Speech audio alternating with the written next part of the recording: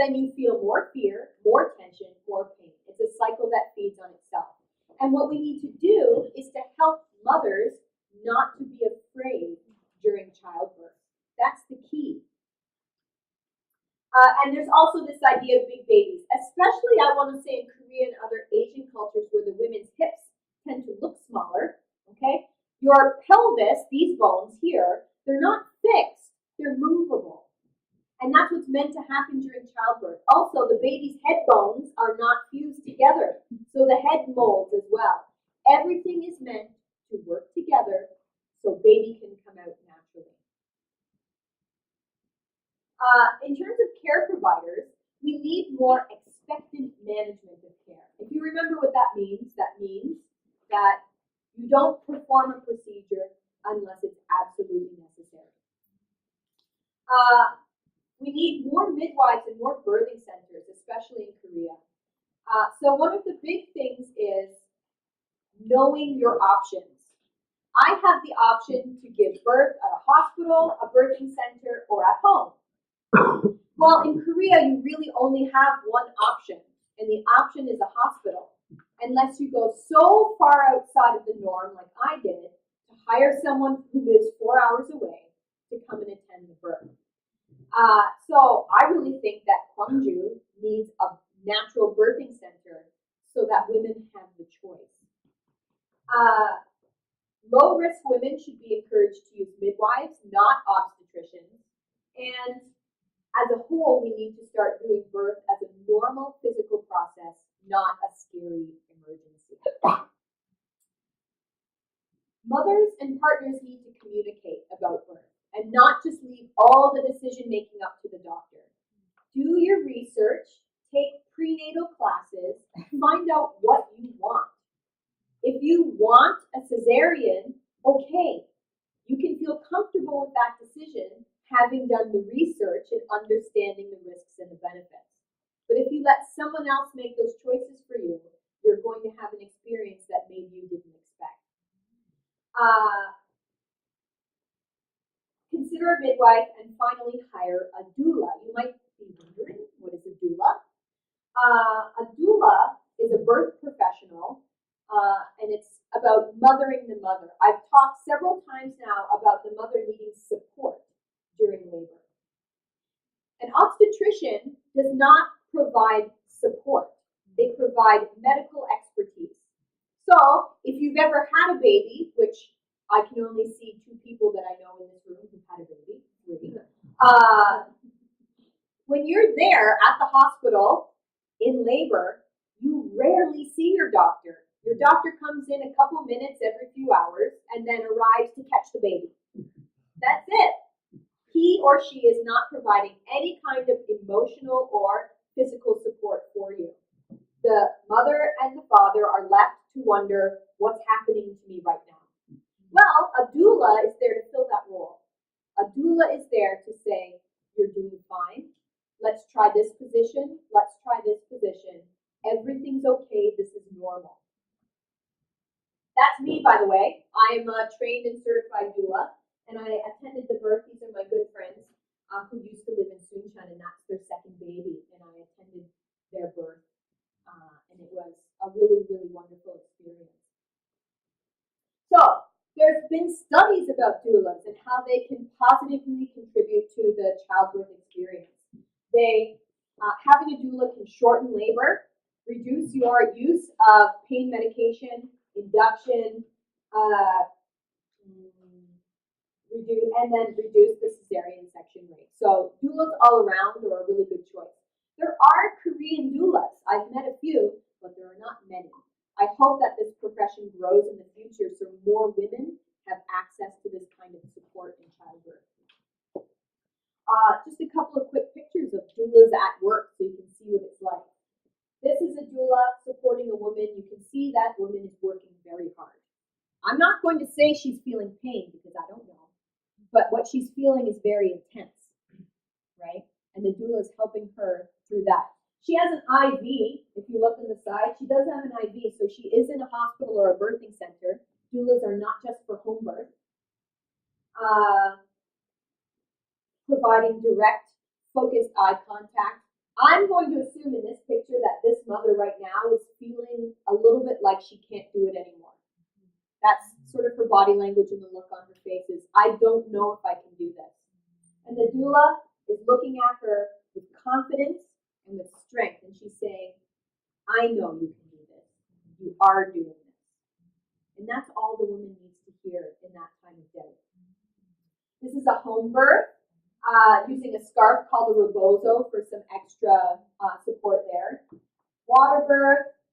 Doulas can even be useful during a cesarean birth for a different type of support. It doesn't have to be for just a natural childbirth. Pressure on the hips feels really good. Notice, with the exception of the woman who is having a cesarean birth, all of these women are sitting, standing, walking, kneeling. Nobody's lying down on their back during labor. Okay. You might be wondering, how was my home birth? I didn't tell you yet. Okay? One word.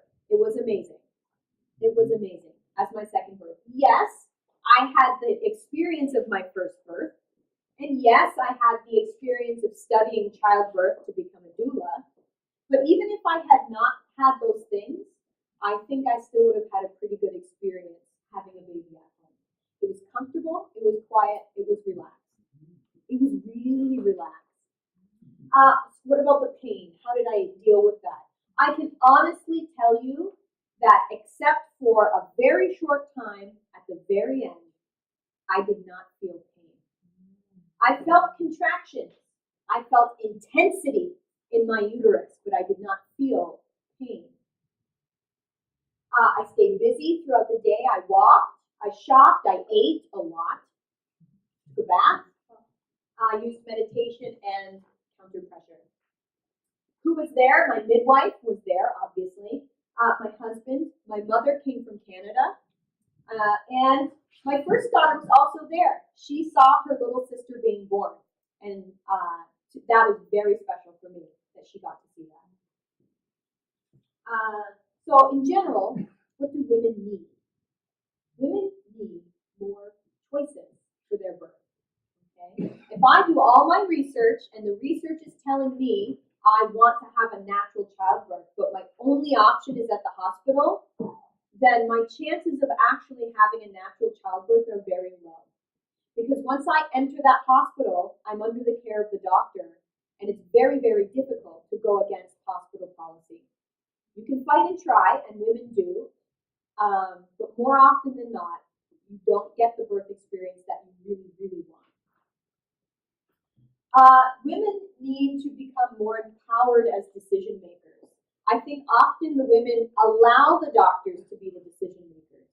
But if the women do the research and their partners and decide what they want and approach the doctor, demand evidence-based care.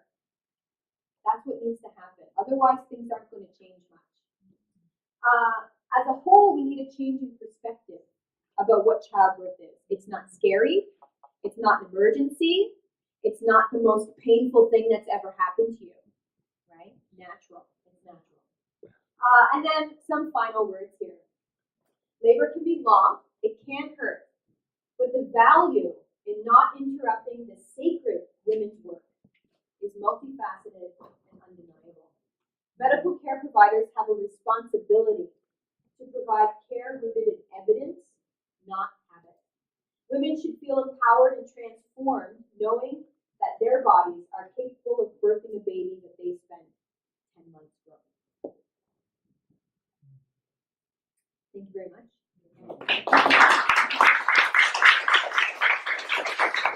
Today's talk.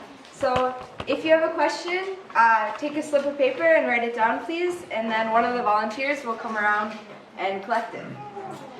So my first question is just background information. Sure. How long have you been in Korea, and when did you come? Okay, I first came to Korea in 2005. Were you guys born in 2005? I'm joking. 2005, and I left for 2 years in between, but other than that, I've been here for that time. Yeah. Great. So I guess my first question is, you presented a lot of information, and it seemed there was a lot of positive evidence Yes. surrounding natural birth. Why do you think doctors continue these practices? I think it's a case of this, it's a simple case of this is what I've always done, so this is what I will continue to do. This is what I learned when I was studying, so this is the way that we do it. Yeah. It's not having that evolution of practice. Yeah. I also feel like there's a stigma around home birth, especially. Yes. Did you feel that stigma when you were going through that process? Yes, absolutely. My baby's here. She just said, "Oh, Mom." There she is. Aww. My little born-at-home baby. Yes, I can tell you, I can show you the look on my doctor's face when I told him we were planning a home birth.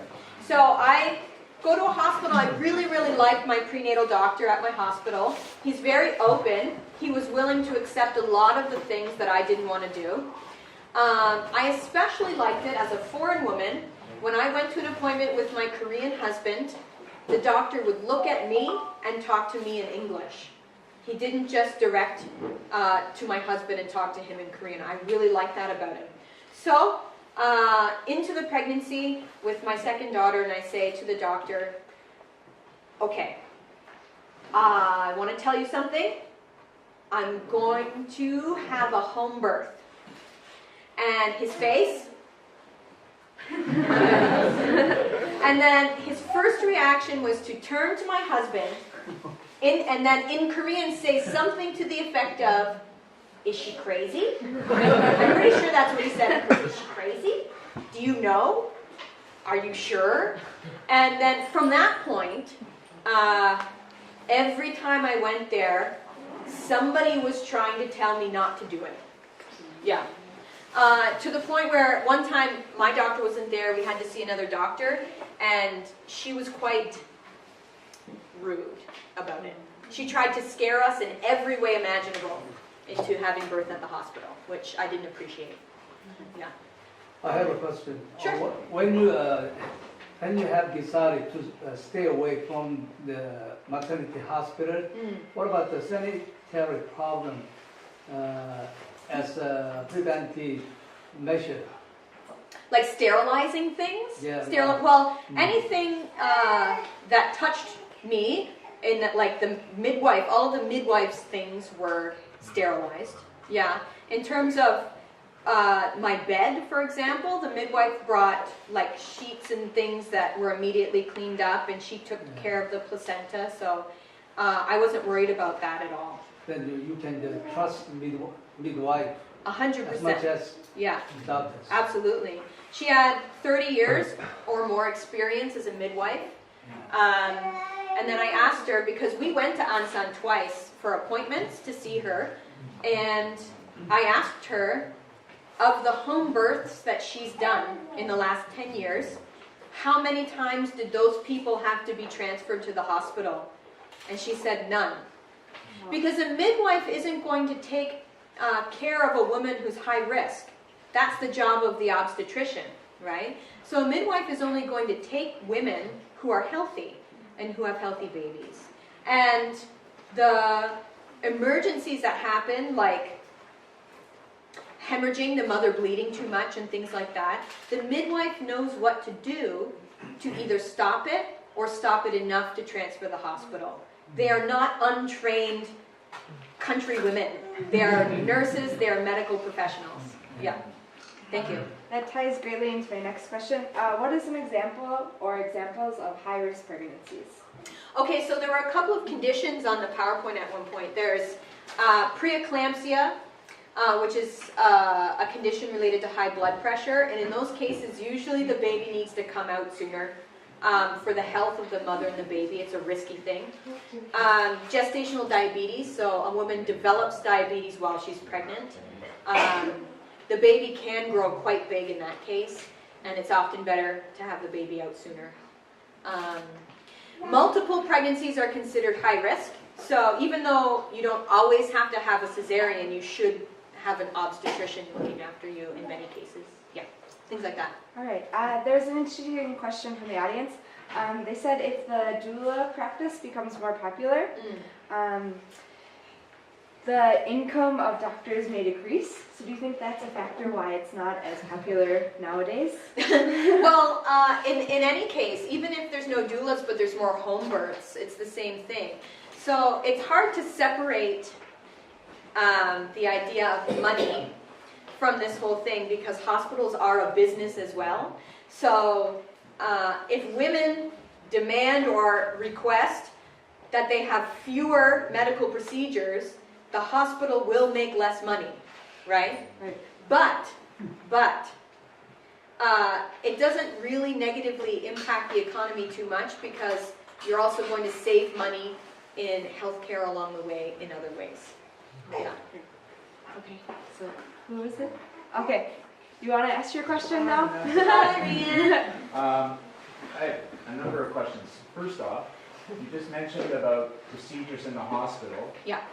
When we were doing our up to the birthing process, we had what was it like every month an ultrasound? What are the results or research based on multiple ultrasounds, which is totally out of favor in Western culture? So it's not so much out of favor as like for various reasons. So in the UK and in Canada, you might get 2 or 3 ultrasounds during your pregnancy. That's it, right? You do have other prenatal appointments. They just don't do an ultrasound unless you're higher risk. And a lot of the reasons is for money. So in Canada and the UK, healthcare is totally covered by taxpayer money. So the more ultrasounds you have, the more of a strain that is on the healthcare system, the national healthcare. But in terms of research, there's very little research or results of research about the effects, the long-term effects of multiple ultrasounds. So what you can get from this is we don't know the risks. So not knowing the risks is risky. I think there's some research that may indicate that it is harmful to the fetus and that the migration of the neuron cells to the brain could be affected by that. That's particularly with the 3D, 4D ultrasounds. Which is what they do in Korea. Unless you ask them not to, yes. Right. Yeah. Second question. You mentioned about doulas, and the one image you had was, it looked like the lady that you said was tired. Yes. Didn't want to do it anymore. Was that a water birth? Yes. And is that something that's also part of your process? Part of What you my support? personal home birth process? Well, what you support, I suppose, as a doula? Sure, yeah. If that's what you want, yeah. I used water as a pain management. So I was in the bathtub during labor, but I didn't give birth in the water. But I don't have anything against birthing in the water. Yeah. Part 3, last question. Yeah. You haven't mentioned anything about fathers. I did mention partners along the way. I missed it. Yes. And throughout the PowerPoint, it always mentioned mother partner. Yeah. So in terms of doulas, a lot of people are worried that the doula replaces the father, where I can assure you this is not the case. Sometimes it's expected that the father is the only support person. Well, guess what? The father doesn't know what's going on either. He's usually, in my experience, helping women in Gwangju and Cheonam-do. I'll get a phone call from a father who's so worried about his wife who's in labor because he can't tell what's happening, and she just looks really scared and in pain. So they call me and ask me, Vanessa, is this normal? And I say, yes, it is. Everything's fine. Actually, what I say is, what does the doctor look like?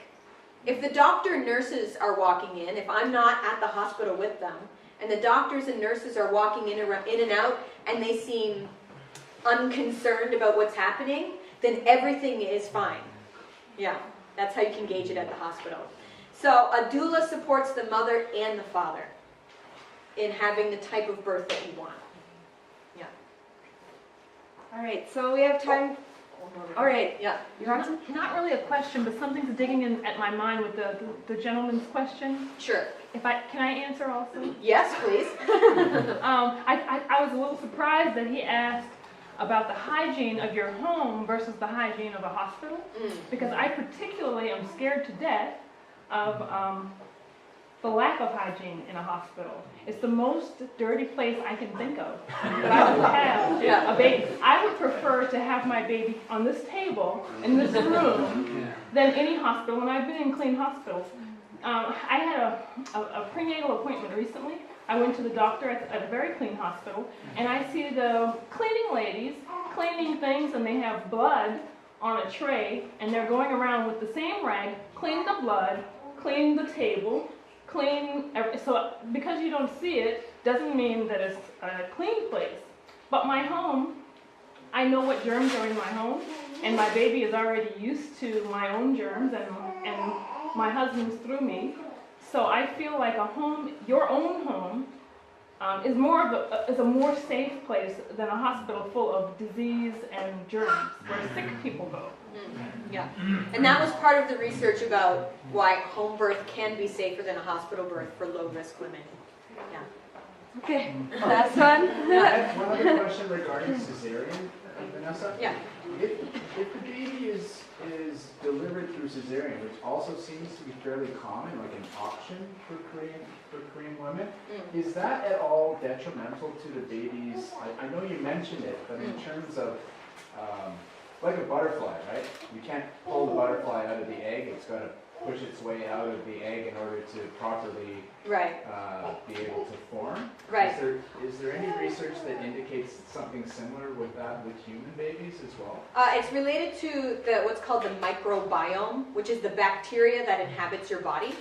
So when a baby's born vaginally, it picks up the bacteria of the mother, and that mother's bacteria then colonate the baby. And that's the best thing, it's a natural thing. And the studies that have been done, babies born via cesarean birth, their microbiome or their bacteria match the bacteria found in the hospital nursery rather than the mother's bacteria. And this does have detrimental effects or negative effects on the baby in terms of its like respiratory and digestive health and things like that. Yeah, that's fairly new research. Okay, well, thank you for your questions. I'm sure if you have more, she will gladly answer them after the talk. So please join me in giving them a Thank you for sharing your experience with us today, Vanessa. You're welcome. I could learn so much from your GIC talk today. Now, GIC Director, Dr. Shin Kyung-gu, will present you with a small gift of appreciation. You should have given this talk a long time ago. I didn't know.